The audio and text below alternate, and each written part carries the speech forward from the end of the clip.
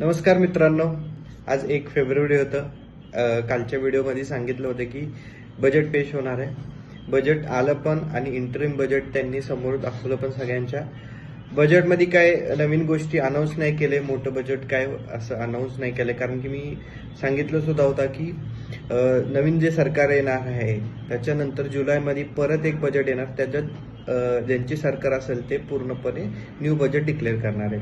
So या बजेटमध्ये एवढं काय झालं नाही, नवीन गोष्टी काय अनाऊन्स नाही झाल्या, म्हणून काय झालं की मार्केट पण टोटली साईडवेज होतं. बरेचशा लोकांनी पोझिशन पण बनवले होते, ओपन इंटरेस्ट वगैरे खूप जास्त दिसत होतं.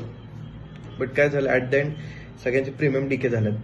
ओके, ठीक आहे. बट जे लेवल्स मी सांगितले होते त्या लेवलचं जवळपास क्लोजिंग दिली आहे. इम्पॉर्टंट लेवल होता 21,750, रेजिस्टन्स होता निफ्टीसाठी, बरोबर तिथून रिजेक्ट केलाय आणि त्याच्या खालीच क्लोज झालाय. सो नेक्स्ट काय की 21,750 एक इम्पॉर्टंट रेजिस्टन्स असणार आहे आणि 21,500 सपोर्ट असणार आहे. अजून तो त्याच्यातच ट्रेड करतोय.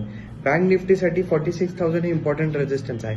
बँक निफ्टी थोडंसं स्ट्रॉंग दिसतंय कारण की त्यांनी पूर्णपणे वरती जाऊन क्लोजिंग दिले 46,000च्या जवळपास. जर तो उद्या ब्रेक करतोय तर अगेन अपर लेवल्सला आपल्याला 46,500 47,000 पर्यंत जायला बघू शकतो आपण. त्याला लेवल्स मार्क करून घ्या आणि व्यवस्थित ट्रेड करा.